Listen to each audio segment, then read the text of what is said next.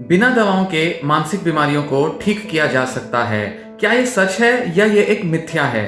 क्या सच में ये होता है कि कोई भी पेशेंट बिना दवा के और कुछ दूसरे उपचारों की मदद से मेंटल डिसऑर्डर को ठीक कर सकता है या उसका मेंटल डिसऑर्डर क्योर हो सकता है, या ज्यादातर मामलों में या इनफैक्ट सभी मामलों में दवाओं की जरूरत पड़ती ही है? ये बहुत कंट्रोवर्शियल टॉपिक है और बहुत से यूट्यूब पे आप डॉक्टर्स को पाएंगे जो इस तरह के ट्रीटमेंट को बढ़ावा देते हैं या कुछ क्लेम करते हैं, ऐसे दावे करते हैं कि बिना दवाओं के भी, बिना साइकाइट्रिक दवाओं के भी मेंटल इलनेस को क्योर किया जा सकता है। और वो ज्यादा से ज्यादा लोगों को एनकरेज कर रहे हैं कि बिना दवाओं के आप मेंटल इलनेस क्योर करो, दवाई छोड़ दो, दवाओं के साइड इफेक्ट होते हैं। और ऐसे में वो लोगों को ज्यादा से ज्यादा इस थिंकिंग में इन्फ्लुएंस करने की कोशिश कर रहे हैं कि बिना दवाओं के मेंटल डिसऑर्डर्स को क्योर किया जा सकता है। तो क्या ये सच है या ये एक मिथ्या है?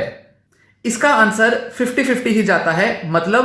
कुछ केसेस में ये बिल्कुल सच है, कुछ केसेस में ये बिल्कुल भी सच नहीं होता। कुछ बीमारियों के लिए ये पूरे तरह से कहा जा सकता है कि बिना दवाओं के वो ठीक हो सकते हैं पेशेंट, तो कुछ बीमारियों के लिए ये बिल्कुल भी नहीं कहा जा सकता कि मेंटल इलनेस बिना दवाओं के ठीक हो सकती है। जैसा कि मैंने कहा कि ये थोड़ा कंट्रोवर्शियल टॉपिक है, इसलिए बिल्कुल आंख बंद करके या किसी डॉक्टर की इन्फ्लुएंस में आके या कुछ बड़ा सा कोई आइडिया सुन लिया, उसके प्रभाव में आकर हम दवाएं लेना छोड़ दें या दवाओं से बिल्कुल नफरत और घृणा करना शुरू कर दें और बिल्कुल उस दूसरे ट्रीटमेंट की तरफ चले जाएं, ऐसे में सावधानी बरतनी जरूरी है। और इस पक्ष में अगर मैं बोलूं तो हमें पहले समझना होगा कि दवाओं की अहमियत क्या होती है और क्यों होती है। आमतौर पर लोग दवा इसलिए लेने जाते हैं क्योंकि वो अपनी उस मानसिक परेशानी से बहुत परेशान हो चुके हैं, दुखी हो चुके हैं, और बहुत समय के बाद ही वो दवा लेने जाते हैं क्योंकि वो समझ जाते हैं कि अब उनसे खुद ये प्रॉब्लम डील नहीं होगी। चाहे वो किसी भी तरह की बीमारी हो, मजबूरी में एक व्यक्ति दवा लेने जाता है।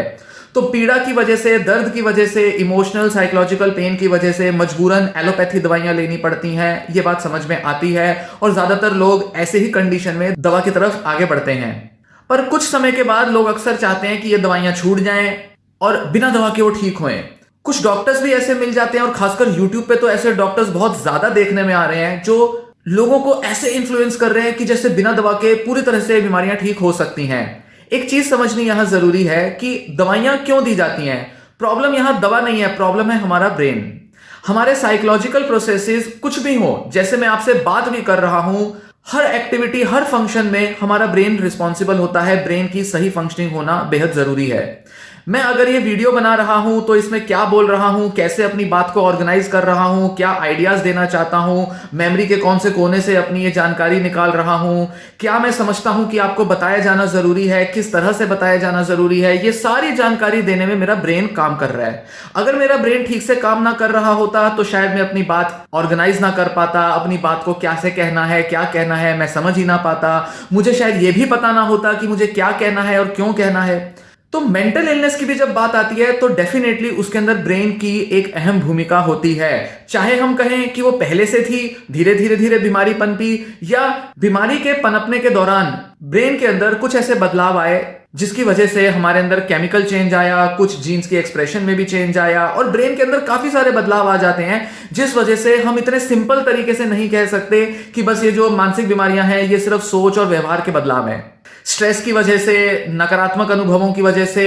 लंबे टाइम तक नेगेटिव सोचने की वजह से ब्रेन की केमिस्ट्री चेंज हो जाती है, ब्रेन के न्यूरॉन्स के कनेक्शंस चेंज हो जाते हैं। इनफैक्ट ब्रेन के अंदर न्यूरॉन्स भी कम हो जाते हैं, ब्रेन के कुछ एरियाज के साइज छोटे पड़ जाते हैं। तो ऐसे में जरूरी है समझना कि जब दवा दी जा रही है तो वो आपको बॉडी में नहीं दी जा रही, आपके ब्रेन के लिए दी जा रही है। और ब्रेन में दवा का जाना इसका मतलब ये नहीं कि वो दवा दिमाग के अंदर कुछ नेगेटिव असर ले आएगी, दिमाग को बर्बाद कर देगी, दिमाग के पता नहीं कौन से कोने में जाकर उसको खा जाएगी। ऐसा कुछ नहीं होता। तो जब हम मानसिक बीमारी के ट्रीटमेंट को अप्रोच करते हैं तो समझना जरूरी है कि हम दवा का असर ब्रेन पर देखना चाहते हैं, क्योंकि नॉर्मल फंक्शनिंग के लिए जैसे एक हेल्दी ब्रेन की जरूरत होती है, उसी तरह से एक एबनॉर्मल फंक्शनिंग जब हमारी होती है तो उसमें हमारे ब्रेन की फंक्शनिंग में चेंजेस आते हैं और उसी को ठीक करने के लिए दवाइयां जरूरी होती हैं।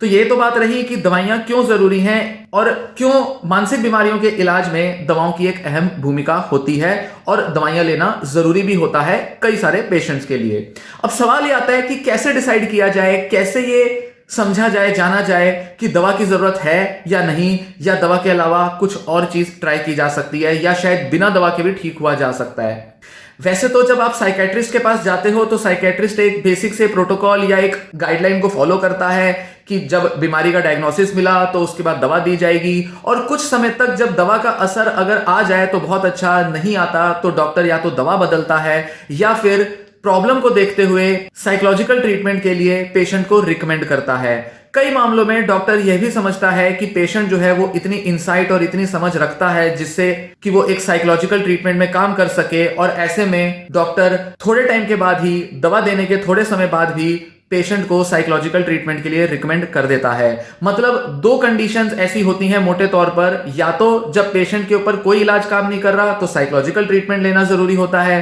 या फिर पेशेंट की ऐसी कंडीशन होती है कि वो एक ही टाइम पर दोनों ट्रीटमेंट ले सकता है जिससे कि वो और बेटर अपना असर देख पाए, दवा का भी और साइकोलॉजिकल ट्रीटमेंट का भी, ऐसे में उसकी जल्दी रिकवरी हो जाए। इसके लिए डॉक्टर एक ही टाइम पर दोनों ट्रीटमेंट्स रिकमेंड कर देते हैं। तो वहीं कुछ ऐसे डॉक्टर्स हैं जो अच्छे डॉक्टर्स होते हैं, मतलब साइकेट्रिस्ट की मैं बात कर रहा हूं, वो शुरुआत से ही जज कर लेते हैं कि ये पेशेंट दवाओं से ठीक नहीं होगा, दवाओं की इसको ज्यादा जरूरत नहीं है, इसलिए वो शुरू से ही जोर देते हैं कि साइकोलॉजिकल ट्रीटमेंट तो लेना पड़ेगा, उसकी जरूरत है और उसको रेगुलरली लेते भी रहना है और कंटिन्यू करना है लंबे टाइम तक। छोटा टाइम लंबा टाइम वो प्रॉब्लम पे डिपेंड करेगा, पर जैसे पर्सनैलिटी डिसऑर्डर्स होते हैं या कुछ डिप्रेशन, एंजाइटी या ओसीडी की प्रॉब्लम्स होती हैं, उनमें साइकोलॉजिकल ट्रीटमेंट शुरू से ही रिकमेंड किया जाता है। उन मामलों में दवा देना डॉक्टर की एक प्रोफेशनल जिम्मेदारी हो जाती है, एथिकल और मोरल जिम्मेदारी भी हो जाती है, पर कहीं ना कहीं यह पता होता है कि पेशेंट को दवा से ज्यादा साइकोलॉजिकल ट्रीटमेंट हेल्प करेगा। तो ऐसे में डिसाइड करने के लिए कि कौन सा ट्रीटमेंट ज्यादा अच्छा है, साइकेट्रिस्ट सबसे अच्छा गाइड है। साइकेट्रिस्ट अगर आपको गाइड ना कर रहा हो तो ऐसे में क्लिनिकल साइकोलॉजिस्ट से कंसल्ट किया जा सकता है। पर फिर वही सवाल आता है कि आप कैसे डिसाइड करें कि आपको बिना दवाओं के इलाज मिल सकता है या बिना दवाओं के आप पूरी तरह से सिर्फ साइकोलॉजिकल ट्रीटमेंट से ठीक हो सकते हैं। वैसे तो इसका डिसीजन पेशेंट और उसके फैमिली मेंबर्स पर डिपेंड करता है कि लोग किस तरह का ट्रीटमेंट प्रेफर करते हैं। एक तरह का ट्रीटमेंट जब लिया जाता है तो उसके असर को देखा जाता है, यह समझा जाता है कि यह इलाज कितना काम कर रहा है, कितना देर तक लेना पड़ेगा। कई सारे फैक्टर्स को ध्यान में रखकर पेशेंट और उसके फैमिली मेंबर्स अक्सर डिसाइड करते हैं कि वो साइकोलॉजिकल ट्रीटमेंट के लिए ही आगे बढ़ना चाहते हैं। तो जब तक ट्रीटमेंट नहीं लिया जाएगा, नहीं कह सकते कि पेशेंट को सिर्फ साइकोलॉजिकल ट्रीटमेंट अफेक्ट करेगा। पर एक बहुत इंपॉर्टेंट फैक्टर है जिससे कि साइकोलॉजिकल ट्रीटमेंट में ग्रोथ ज्यादा अच्छे से हो सकती है, और वो है कि जितना ज्यादा हम अवेयर होंगे अपने डिसऑर्डर के साइकोलॉजिकल मैकेनिज्म्स को लेकर, जितना ज्यादा हम बेहतर ढंग से अपने बिहेवियर, अपने इमोशंस, थॉट्स को मैनेज कर पाएंगे सिर्फ साइकोलॉजिकल मैनर में, उतना ज्यादा हम पर साइकोलॉजिकल ट्रीटमेंट इफेक्टिव होता जाएगा, उतना ज्यादा हम साइकोलॉजिकली और अपने बिहेवियर में चेंज लाकर अपनी कंडीशन को बेटर कर पाएंगे। और ऐसे ही देखते देखते दवाओं पर एक पेशेंट की निर्भरता कम हो जाती है, क्योंकि कहीं ना कहीं ये दोनों ट्रीटमेंट्स इसीलिए दिए जा रहे हैं कि पेशेंट की कंडीशन बेटर हो। अगर एक पेशेंट विलिंग है, चाहता है, अपने ऊपर साइकोलॉजिकली वर्क करना चाहता है और ज्यादा से ज्यादा वो इंप्रूवमेंट ला पाता है अपनी कंडीशन में, अपनी सही जजमेंट, सही इंसाइट के साथ अगर वो साइकोलॉजिकल वर्क करके एक अच्छा इंप्रूवमेंट ला पाया है, तो नेचुरली दवाओं पर उसकी निर्भरता कम हो जाएगी और डॉक्टर भी ऐसे में सही कंडीशन में पहुंच पाएंगे ये डिसाइड करने में कि अब पेशेंट की दवा की डोज कम कर दी जाए और धीरे धीरे उसे दवाइयां छुड़वा दी जाएं।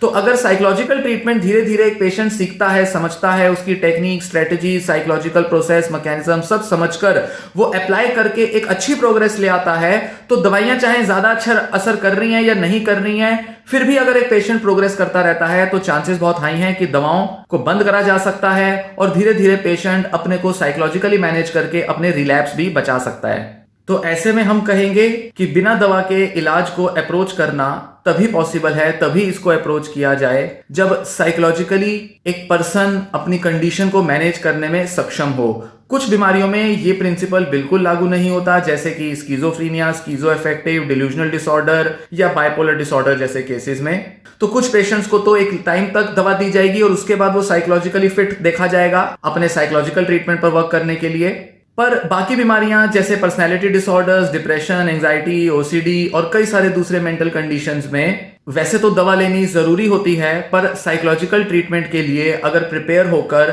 समझकर अगर अप्रोच किया जाए तो चांसेस अच्छे हैं कि कई सारे लोग बिना दवा के भी एक अच्छा रिलीफ और एक अच्छा इंप्रूवमेंट दिखा सकते हैं। और इस पर बहुत से शोध भी यही कहते हैं और बहुत सारे प्रैक्टिशनर्स का भी यही मानना है। इसलिए जब कोई अपनी मानसिक बीमारी के साइकोलॉजिकल डायनामिक्स के लिए अवेयर होगा, उस पर वर्क करना सीखेगा, तभी वो दवाइयों पर कम निर्भर होकर अपने मेंटल हेल्थ को बेटर रख पाएगा। कई मामलों में ये पूरी तरह से पॉसिबल होता है।